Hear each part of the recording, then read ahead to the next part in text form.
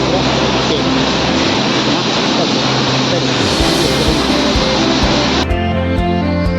ಕಟ್ಟಕ್ಕಾಯಿತು.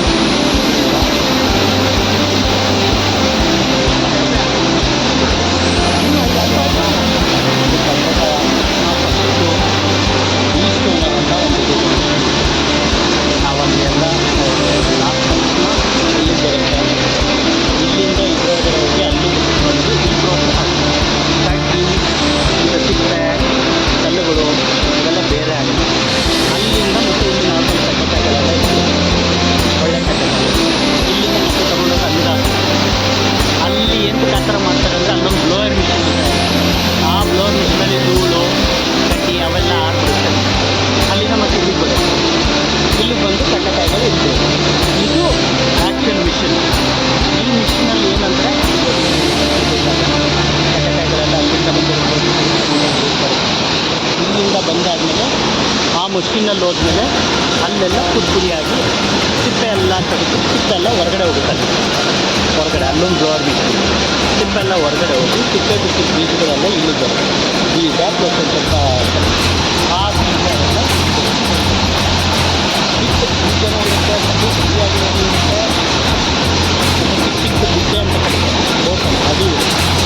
ಅದು ಇದರಲ್ಲೋಗಿ ಆ ಅಂಗಡಿ ಇರೋಲ್ಲ, ನಾವು ಕೈ ಚಡ್ಡಿ ಮಾಡ್ತಾರ, ಕೈ ಚಡ್ಡಿ ಮಾಡೋ ಥರ ಬೇರೆ ಬೇರೆ ಗ್ರೇಡಿಂಗು ಬರುತ್ತೆ. ಇದು ಬಿಟ್ಟು ಬೋಟ್ ಅನ್ನಲ್ಲ, ಅದೆಲ್ಲ ಹಿಂಗಿರುತ್ತೆ ಅಂದರೆ ಬೋಟು ಸಣ್ಣ ಸಣ್ಣಗಿದೆ, ಸಣ್ಣ ಸಣ್ಣ ಬುಗ್ಗೆ. ಆಮೇಲೆ ಬೋಟುಗಳೆಲ್ಲ ಎಷ್ಟು ಇವನ್ನೆಲ್ಲ ಮತ್ತೆ ಇದಕ್ಕೆ ಹಾಕ್ತಾರೆ. ಅದಾದಮೇಲೆ ಮೊಬೈಲ್ ಬಿಟ್ಟು ಅದಾದಮೇಲೆ ಮೊಬೈಲು ಮುಗಿದ್ಬಿಟ್ಟು ಎಲ್ಲ ಬಟನ್ಗಳೆಲ್ಲ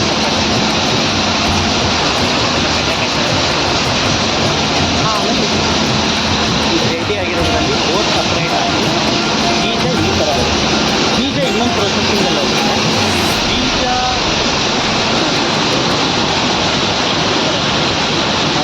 ನಾವು ಕೈಯಲ್ಲಿ ಜರ್ನಿಟ್ಟು ಮಾತಾಡೋದಲ್ಲ, ಮಧ್ಯದಲ್ಲೆಲ್ಲ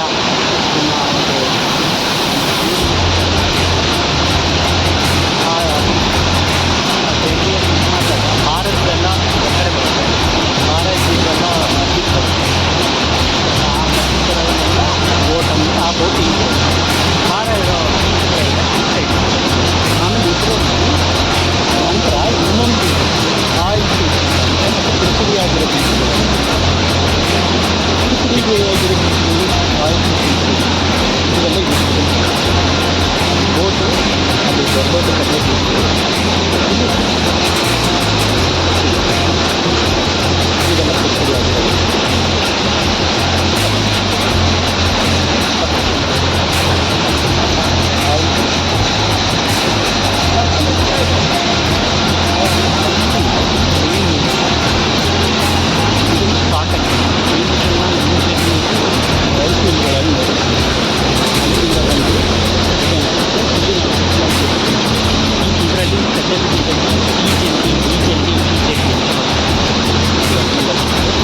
ಇದರಿಂದ ಮರದ ನಮಗೆ ಹೋಗಿ ಅದರೊಳಗಡೆ ಅಲ್ಲಿ ತಕ್ಷಣ ಲೈಟಾಗಿ ಅಲ್ಲಿ ಮಷಿನ್ನು ನಾವಲ್ಲಿ ಜಂಡಿ ಚೆಕ್ ಮಾಡಬೇಕು, ಇಷ್ಟಿಷ್ಟು ಅಂತ.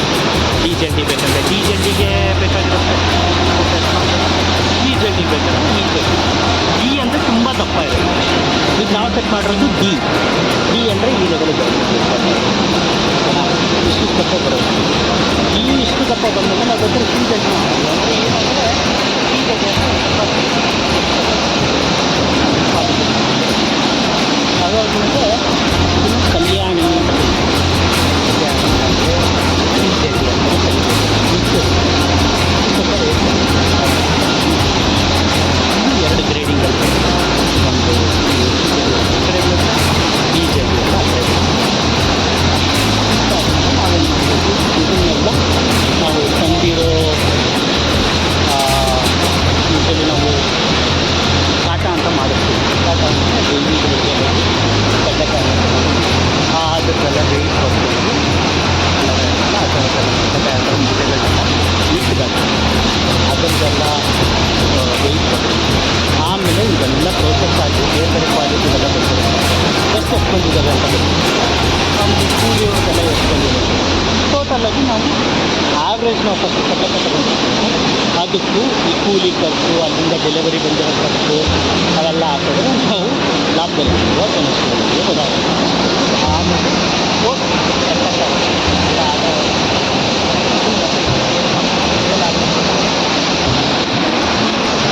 ಅಲ್ಲಿಗೆ ನಿಮ್ಮೊಂದು ಐಡಿಯಾ ಬಂದಿದೆ. ಬೆಳಗಾದ ನಂತರ ಮಧ್ಯದಲ್ಲಿ ಈ ಒಂದು ಲೆವೆಲ್ಗೆ ಅರ್ಥ ಆಗಿರುತ್ತೆ. ಈಗೆಲ್ಲದು ನೀವು ನೋಡೋದು ಮಾಲ್ಗಳಲ್ಲೆಲ್ಲ ಇದೆ. ಮಾಲ್ಗಳಲ್ಲಿ ಅಲ್ಲಿ ಈ ಕ್ವಾಲಿಟಿನೇ ಇರುತ್ತೆ, ಈ ಕ್ವಾಲಿಟಿ ಇನ್ನೂ ಒಂದು ಬರುತ್ತೆ ಈ ಫಾರ್ ಎಕ್ಸ್ ಆ ಕ್ವಾಲಿಟಿ ಬಂದು ಇನ್ನೂ ದಪ್ಪ ಇರುತ್ತೆ, ಈ ಲೆವೆಲ್ ದಪ್ಪ ಇರುತ್ತೆ. ಆ ಕ್ವಾಲಿಟಿ ಬಂದು ತುಂಬ ರೇಟ್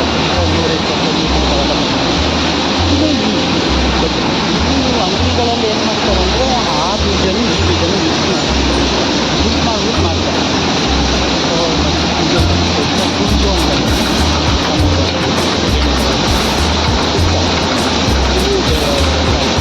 ಈ ಥರದನ್ನೆಲ್ಲ ಒಂದೊಂದು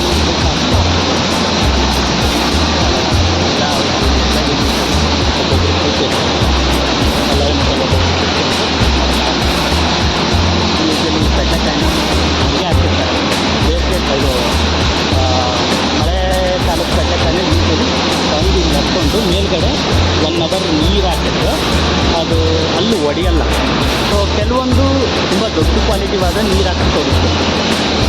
ಕೆಲವ್ರು ಏನು ಮಾಡ್ತಾರೆ ಅಂದರೆ ವೆಯ್ಟ್ ಜಾಸ್ತಿ ಬರುತ್ತೆ, ಅಲ್ಲಿ ನೀರಿಂದ ಅಂಶ ಇರುತ್ತಲ್ಲ, ತೇವಾಂಶ ಜಾಸ್ತಿ ಇರುತ್ತೆ, ಮಾರ್ಬೇಕಾದ್ರೆ ಇದು ಅದ್ರದ್ದು ಡಿಸ್ಅಡ್ವಾಂಟೇಜ್ ಏನಂದರೆ ಅದು ನೀರು ಹಾಕಿದ್ಮೇಲೆ ವೆಯ್ಟ್ ಏನೋ ಜಾಸ್ತಿ ಬರುತ್ತೆ. ಪಟ್ಟಂತ ಸೇಲ್ ಮಾಡಿದ್ರೆ ನಿಮ್ಗೆ ಒಳ್ಳೇದು.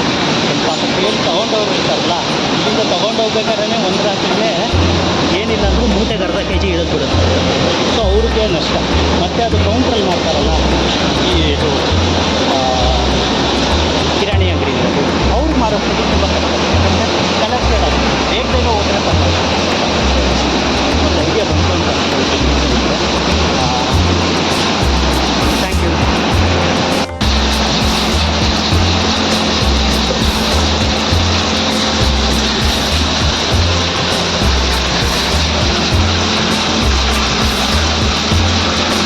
ಎಲ್ಲ ಪ್ರೋಗ್ರಾಮ್ಸ್ ಮುಗಿದ್ಮೇಲೆ ಅಲ್ಲಲ್ಲ ಗುಳಿಗೆ ಒಂದು ಉಳಿದಿರುತ್ತೆ, ಅದನ್ನ ಆ ಥರ ಉಳಿದ್ಬಿಟ್ಟು 2 ಮೂಟೆ ಅಲ್ಲಿಗೆ. ನಮಸ್ಕಾರ ಫ್ರೆಂಡ್ಸ್. ಈಗ ನಾವು ನೋಡ್ತಾ ಇರೋದು ಸೆಕೆಂಡ್ ಡ್ಯಾಮೇಜ್ ಡ್ಯಾಮೇಜ್ ಅಂದರೆ ಒಂದು ಸ್ವಲ್ಪ ಇಲ್ಲ. ಇದಕ್ಕೆ ನಾವೇನಂದರೆ ಡಿ ಸ್ಟೋನರ್ ಹೋಗುತ್ತೆ, ಡಿ ಸ್ಟೋನರ್ಗೆ ಹಿಂಗಾಗ್ತಾರೆ. ಅದು ಮಾಡಿದ ತಕ್ಷಣ ಇಲ್ಲಿ ಬರುತ್ತೆ. ಈಗ ಹೋಗಿ ಅಲ್ಲಿ ಸ್ಟೋನ್ಗಳೆಲ್ಲ ಬೇರೆ ಆಗಿ ಹೊರಗಡೆ ಹೋಗುತ್ತೆ. ಸ್ಟೋನ್ ಹಿಂದೆ ಬರುತ್ತೆ, ಕಲ್ಲುಗಳೆಲ್ಲ ಹಿಂದೆ ಬರುತ್ತೆ. ಆಮೇಲೆ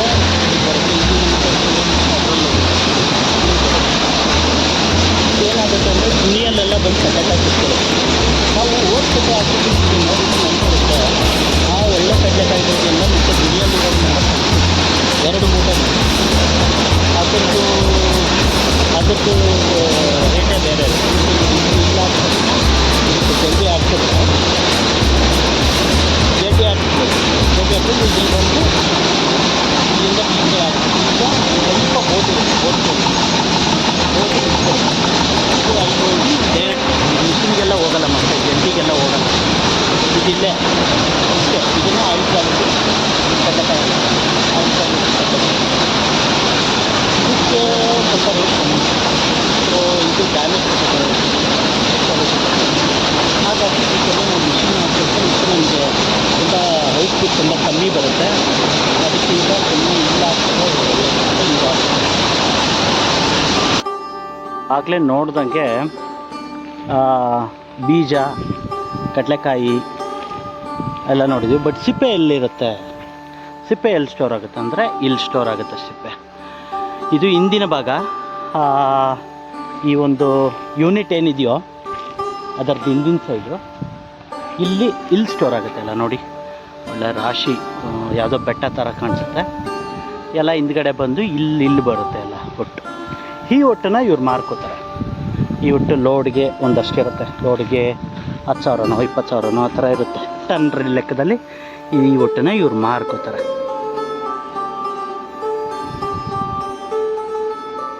ಯಾವ ಥರ ಕರೆಂಟ್ ಕನೆಕ್ಷನ್ ನೋಡಿ ಯಾವ ಥರ ಕೊಟ್ಟಿದ್ದಾರೆ. ಗೊತ್ತಲ್ಲ, ಇಲ್ಲಿಂದನೇ ತೊಗೊಂಡಿದ್ದಾರೆ 3 ಫೇಸು. ಇಲ್ಲ ಅಂಡರ್ ಗ್ರೌಂಡ್ ಕಾಣಿಸ್ತಾ ಇದೆಯಲ್ಲ, ಅಂಡರ್ ಗ್ರೌಂಡು ಕೊಟ್ಬಿಟ್ಟಿದ್ದಾರೆ.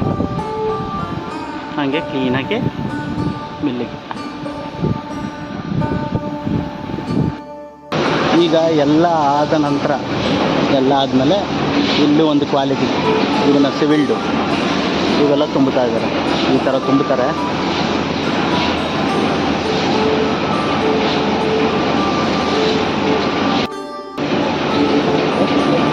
ತೂಕ ಹಾಕಿದ ನಂತರ ಇಲ್ಲಿ ಹೊಲಿತಾರೆ. ಇವು ಒಳ್ಳೆ ಬೀಜ, ಇವು ಥರದ್ದು ಇವರೆಲ್ಲ ಈ ಥರ ತುಂಬಿ ಇಡ್ತಾರೆ. ಈ ರೀತಿ ತುಂಬಿ ಎಲ್ಲ ನೀಟ್ ಮಾಡಿ ಇಟ್ಟಿರ್ತಾರೆ.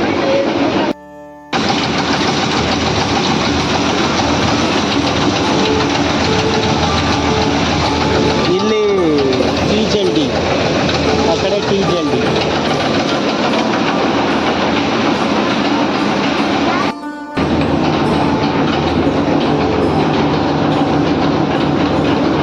ಇಲ್ಲಿದಾವಲ್ಲ, ಇಲ್ಲಿ ಅಲ್ಲ ಬೇಡ ಅನ್ಬೋದಲ್ಲ.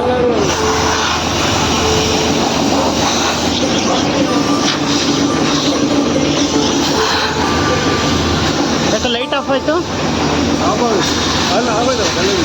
ಆಗೋದ್ವಾ? ನೋಡಿ ಇಲ್ಲೆಲ್ಲ ಖಾಲಿ. ಎಲ್ಲಿ ಗೊತ್ತಾಗತ್ತೆ? ಇಲ್ಲಲ್ಲ, ಅಲ್ಲಿ ಗೊತ್ತಾಗತ್ತೆ. ಅಲ್ಲೇ ಬರೋದು ಕಡಲೆ ಬೀಜ. ಅಲ್ಲಿಂದ ಬಂದು ಹಿಂಗೆ ಮಾಡ್ಕೋಬೇಕು. ಅಲ್ಲಿಂದ ಬಂದು ಅಲ್ಲಿ ಕುತ್ಕೊಂಡು ಒಂದೊಂದೇ ಬಂದು. ಈಗ ಇಲ್ಲಿ ಇದು ಗ್ರೇಡಿಂಗ್ ಆಗೋದು ಇಲ್ಲೇನಾ? ಗ್ರೇಡಿಂಗ್ ಆಗೋದು ಇಲ್ಲಿ ಗ್ರೇಡಿಂಗ್ ಅದೇ ಒಂದೊಂದೊಂದೊಂದೇ ಅಕ್ಕಿ ಬಂದಂಗೆ ಬರುತ್ತೆ. ಇಲ್ಲೇನು ಮತ್ತೆ ಇಲ್ಲಿ ಈ ಬೀಜಕ್ಕೆ ಇದು ಟ್ರೇ ಇದು. ಹಾಂ, ಇದು ವೈಬ್ರೇಷನ್ ಆಗ್ತದೆ. ಇದೆಲ್ಲ ವೈಬ್ರೇಟರ್ ಇದು. ಹಾಂ, ಬೀಜನ ಸ್ವಲ್ಪ ಅಲ್ಲಿ ಕೊಡ್ತೇನೆ. ಹಾಂ. ಈಗ ಒಂದೊಂದು ಚಾನಲಲ್ಲಿ ಒಂದೊಂದು ಬೀಜ ಹೋಗುತ್ತೆ. ಆವಾಗ ಅದಕ್ಕೆ ಈಸಿ ಆಗುತ್ತೆ ಐಡೆಂಟಿಫೈ ಮಾಡೋದು. ಚಾನಲೈಸ್ ಮಾಡೋದು ಇದೇನಾ? ಇಲ್ಲಿಂದನೇ ಬರೋದು. ಈ ಟ್ರೇಯಿಂದ ಇದು ವೈಬ್ರೇಟ್ ಆಗ್ತಾ ಇದ್ರೊಳಗೆ ಬೀಳುತ್ತೆ ಬೀಜ. ಇದು ಫಾಸ್ಟ್ ವೈಬ್ರೇಟ್ ಇಟ್ಟರೆ ಬೀಜ ಜಾಸ್ತಿ ಹೋಗುತ್ತೆ, ಸ್ಲೋ ವೈಬ್ರೇಷನ್ ಇಟ್ಟರೆ ಬೀಜ ಕಮ್ಮಿ ಹೋಗುತ್ತೆ. ನೀವು ಆ ವೈಬ್ರೇಷನ್ ಸೆಟ್ ಮಾಡೋದು ಇದರಲ್ಲಿ ಡಿ ಜಲ್ಡಿ, ಸಿ ಜಲ್ಡಿ. ಡಿ ಜಲ್ಡಿ, ಸಿ ಜಲ್ಡಿ ಅವು. ಹಾಂ, ಅದು ಜಲ್ದಿ. ಸರಿ, ಇಲ್ಲಿ ಜಾಸ್ತಿ ಇಟ್ಟರೆ ಎಗರ್ಬಿಡ್ತವೆ. ಹಾಂ, ಅಂದರೆ ನೀಟಾಗಿ ಕ್ಲೀನ್ ಆಗಲ್ಲ. ಇವಾಗ ಇದೆಲ್ಲ ಅರ್ಧ ಗಂಟೆಯಲ್ಲೂ ಮಾಡ್ಬೋದು. ಹಾಂ, ಮತ್ತೆ ಹೆಣ್ಮಕ್ಳು ಕೂರಿಸ್ಬೇಕು. ಅದೇ ಎಲ್ಲ ಇದು ಮಾಡೋಕ್ಕೆ ಇದೇ ಯೂನಿಟ್ಟು.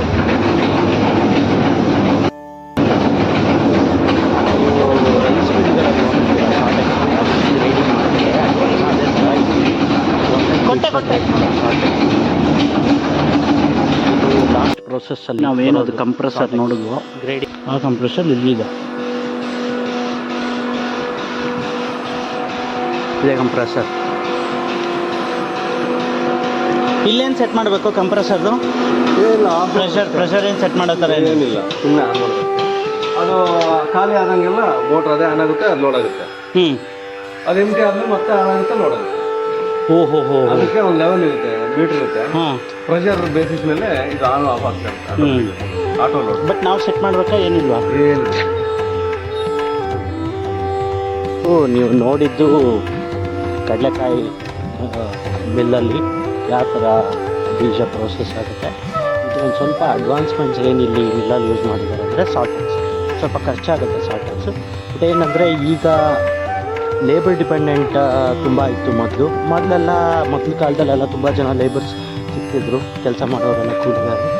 ಈಗ ತುಂಬ ಸಿಗಲ್ಲ, ವಲಸೆ ಹೋಗ್ಬಿಟ್ಟಿದ್ದಾರೆ. ತುಂಬ ಜನ ಬರಲ್ಲ, ಟೈಮ್ ಸರಿಗೆ ಬರಲ್ಲ. ಅದನ್ನು ಅವರು ನಂಬ್ಕೊಂಡು ಮತ್ತೆ ಒಂದೊಂದು ಸತಿ ಬಿಸ್ನೆಸ್ ಮಾಡೋಕ್ಕಾಗೋದಿಲ್ಲ ಅಂತ ಹೇಳ್ಬಿಟ್ಟು ಮಿಲ್ಲಿನವರೇ ಏನು ಮಾಡಿಬಿಟ್ಟಿದ್ದಾರೆ ಅಂದರೆ ಸಾರ್ಟೆಕ್ಸ್ ಅಂತ ಇಟ್ಬಿಟ್ಟಿದ್ದಾರೆ. ಸಾರ್ಟೆಕ್ಸ್ ಏನು ಮಾಡುತ್ತೆ ಅಂದರೆ ಕೊನೆಗೆ ಬಂದ ಕೊನೆಗೆ ಎಲ್ಲ ಆದಮೇಲೆ ಯೂಶಲಿ ಮಿಲ್ಗಳಲ್ಲಿ ಏನಾಗುತ್ತೆ ಅಂದರೆ ಆ ಸಾರ್ಟೆಕ್ಸ್ ಹಿಂದಿನವರೆಗೂ ಇರುತ್ತಲ್ಲ ಅಲ್ಲಿವರೆಗೂ ಇರುತ್ತೆ. ಅದಾದಮೇಲೆ ಏನು ಪ್ರೋಸೆಸ್ ಅಂದರೆ ಅದೆಲ್ಲ ಹೆಣ್ಣಾಳುಗಳು ಅಥವಾ ಆಳುಗಳು, ಯೂಶ್ವಲಿ ಹೆಣ್ಣು ಅಂತಲ್ಲ ಯಾರೊಬ್ಬರು ಬಂದು ಅದನ್ನು, ಯೂಶ್ವಲಿ ಮಿಲ್ಗಳಲ್ಲಿ ಏನಾಗುತ್ತೆ ಅಂದರೆ ಸಾರ್ಟೆಕ್ಸ್ಗಿಂತ ಮುಂಚೆ ವಿಭಾಗ ಇರುತ್ತಲ್ಲ, ಅಲ್ಲಿ ಬಂದಿರೋ ಕಡಲೆ ಬೀಜಗಳನ್ನ ಅವರು ಆಳುಗಳನ್ನ ಇಟ್ಬಿಟ್ಟು ಅವರೇ ಗ್ರೇಡಿಂಗ್ ಮಾಡಿಸ್ತಾರೆ. ಆದರೆ ಅಲ್ಲಿ ಸ್ವಲ್ಪ ಮ್ಯಾನ್ಯುಯಲ್ ವರ್ಕ್ ಇರೋದ್ರಿಂದ ತುಂಬ ಲೇಟ್ ಆಗುತ್ತೆ ಪ್ರೋಸೆಸ್ಸು. ಸೊ ಈ ಬಿಸ್ನೆಸ್ ಸ್ವಲ್ಪ ಲೇಟ್ ಆಗಿಬಿಡುತ್ತೆ. ಸೊ ಆಟೋಮೇಷನ್ ಈಗೇನು ಎಲ್ಲ ರಂಗದಲ್ಲಿ ಬಂದಿದೆಯಲ್ವ, ಅಂದರೆ ಮಷಿನರೀಸ್ನ ಯೂಸ್ ಮಾಡಿಕೊಂಡು ಇದು ಸಾರ್ಟೆಕ್ಸ್ ಒಂಥರ ಲೇಬರ್ ಇಂಡಿಪೆಂಡೆಂಟಾಗಿ ಹೆಲ್ಪ್ ಆಗುತ್ತೆ ಬಿಸ್ನೆಸ್ ಓನರ್ಸ್ಗೆ. ಸೊ ಇದನ್ನ ಇಟ್ಟಿದ್ದಾರೆ. ಬಟ್ ಇದು ಕೂಡ ಸ್ವಲ್ಪ ಕಾಸ್ಟ್ಲಿನೇ ಆಗುತ್ತೆ. ಲೇಬರ್ ಇಂಡಿಪೆಂಡೆಂಟ್ ಇದೆ ಅಂತ ಅನ್ನೋಕ್ಕಾಗಲ್ಲ. ಒಂದು ಸತಿ ಕೈ ಕೊಟ್ಟಾಗ ಎಲ್ಲ ನಾವೇ ತಿಳ್ಕೊಬೇಕಾಗುತ್ತೆ. ಕೆಲವೊಂದು ಸತಿ ಮಷಿನರೀಸಲ್ಲಿ ಚಿಕ್ಕ ಪುಟ್ಟ ಏನಾದರೂ ಲೋಪದೋಷಗಳಾದರೆ ನಾವು ಕಸ್ಟಮರ್ ಕೇರಿಗೆ ಕಾಲ್ ಮಾಡಿಬಿಟ್ಟು ನಾವೇ ವಿಡಿಯೋ ಕಾಲ್ ಮಾಡಿ ಆ ಸಪೋರ್ಟ್ ಕೂಡ ಕೊಡ್ತಾರೆ ಯೂಶ್ವಲಿ. ಅದನ್ನು ನಾವೇ ಅರ್ಥ ಮಾಡಿಕೊಂಡು ಆನ್ಲೈನಿಗೆ ಹೆಂಗಿದ್ರು ಇಂಟರ್ನೆಟ್ ಇದೆ, ಇಂಟರ್ನೆಟಲ್ಲೇ ನೋಡಿಬಿಟ್ಟು ನಾವೇ ಸರಿ ಮಾಡ್ಬೋದು ಅನ್ನೋ ಥರ ಅವ್ರು ಹೇಳಿದ್ರು ನನಗೆ. ಓನರ್ನ ಕೇಳಿದಾಗ ನಿಮ್ಗೆ ಏನಾದರೂ ಕಷ್ಟ ಬಂದಾಗ ಏನು ಮಾಡ್ತೀರಾ, ನೀವು ಯಾರೂ ಸಿಕ್ಕಿಲ್ಲ ಅಂದರೆ ಇದನ್ನು ಸರಿ ಮಾಡೋರು. ಯಾಕಂದರೆ ಈ ಊರಲ್ಲಿರೋದು 2 ಸಾರ್ಟೆಕ್ಸ್ ಇರೋದು ಒಂದು 4-5 ಇರ್ಬೋದು. ಬಟ್ ಇದನ್ನು ರಿಪೇರಿ ಮಾಡೋಕ್ಕೆ ಅಂತ ಗೊತ್ತೆ ಬೇರೆ ಊರುಗಳಿಂದ ಕಳಿಸ್ಕೊಡ್ತಾರೆ. ಬರೋಲ್ಲ ಯೂಶ್ವಲಿ ಜನ ಅಷ್ಟೊಂದು ದೂರದಿಂದ. ಒಂದೊಂದು ಸತಿ ಅರ್ಜೆಂಟ್ ಬೇಕಾಗಿರುತ್ತೆ. ತುಂಬ ಜನ ಬಂದು ಕ್ಯೂವಲ್ಲಿ ನಿಂತಿರ್ತಾರೆ, ಎಲ್ಲ ಕಾಯ್ದಿರಿಸ್ಬೇಕು ಬೇಗ.